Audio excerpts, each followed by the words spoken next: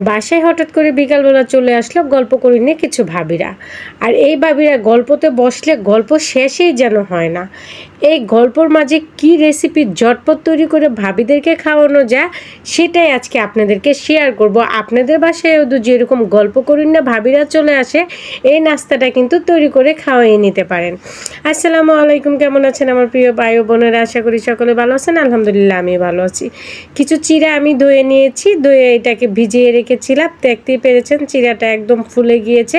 আর এটা কিন্তু লাল চিড়া। আর এখানে আমি এখন দিয়ে দিলাম গাজর কুচি আর একটি আলু কুচি, তার ভিতরে দিয়ে দিলাম পেঁয়াজ কুচি আর কাঁচামরিচ কুচি। দেখতেই পাচ্ছেন দিয়ে দিলাম কটার চামচ গোলমরিচের গুঁড়ো, দিয়ে দিলাম এখানে আমি টিকার মশলা 1 চামচ, দিয়ে দিলাম ধনিয়ার গুঁড়ো 1 চামচ, দিয়ে দিলাম হাফ চামচ হলুদের গুঁড়ো, পরিমাণ মতো লবণ, কটার চামচ দিয়ে দিলাম মরিচের গুঁড়ো, চামচ দিয়ে দিলাম জিরার গুঁড়ো, তারপরে এখানে দিয়ে দিলাম কটা চামচ বিট লবণ একটু সুঘ্রাণের জন্য, দিয়ে দিলাম আদা রসুন বাটা, তারপরে এখানে 2 চামচ দিব কর্নফ্লাওয়ার, 2 চামচ দিয়ে দিব বেসন। দেখতে পাচ্ছেন এখানে 2 চামচ বেসন ব্যবহার করেছি। তারপরে এখানে দিয়ে দিব একটি ডিম। এইগুলো কিন্তু ভাবিদের সাথে গল্প করতেছিলাম আর এই উপকরণগুলো দিচ্ছিলাম, কারণ ভাবিরা হচ্ছে আমার গল্প করুন না ভাবিরা। এই ভাবিরা বাসায় যে একবার চলে আসে তাদের সাথে গল্প করতেই হবে। মোট কথা তারা গল্প ছাড়া আর কিচ্ছু বোঝে না। তাদের জন্য যে একটু চা নাস্তা তৈরি করব সেই সুযোগটা পর্যন্ত দেয় না। তারা বলে ভাবি আপনার সাথে কথা বলতে আমাদের অনেক ভালো লাগে, তাই তো আপনার কাছে আসি। এখানে কিন্তু কোনো ধরনের পানি ব্যবহার করি না, কোনো ধরনের পানি দেওয়ার প্রয়োজন নেই।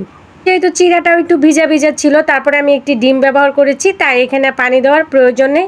আর ভাবিরা বলতেছিল ভাবি আপনার সাথে গল্প করতে যা ভালো লাগে, আপনি মিষ্টি মিষ্টি কথাগুলো শুনতে অনেক ভালো লাগে, তাই তো প্রতি সপ্তাহে আপনার বাসায় চলে আসি গল্প করার জন্য।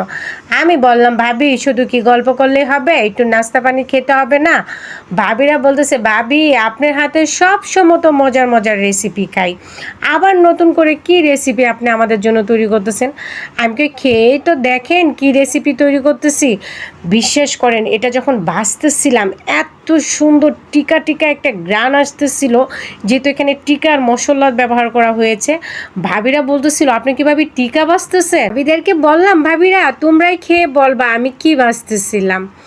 এত কষ্ট করে ভাবি নাস্তা বানানোর দরকার নেই, ভাবি তুমি বসো তো, বসে গল্প করো আমার।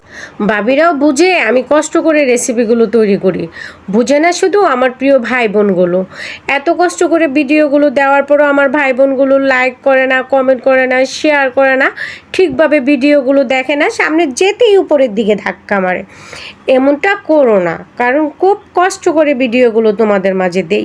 তোমরা যদি না দেখো তাহলে কে দেখবে আমার ভিডিওগুলো? তোমাদের ভালোবাসার জন্য একটু ভিডিওগুলো দেই।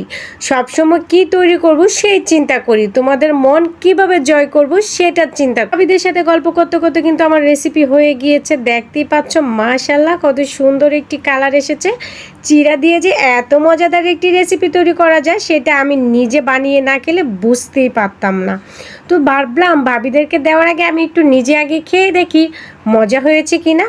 খেয়ে তো দেখি মাশাআল্লাহ, কিন্তু কথাই নাই, 100-তে 100 পর্যন্ত ছিল আজকের এই রেসিপিটা। যদি ভালো লেগে থাকে অবশ্যই লাইক করবা, কমেন্ট করবা, শেয়ার করবা, আর একটু বেশি বেশি করে শেয়ার করে দিবা।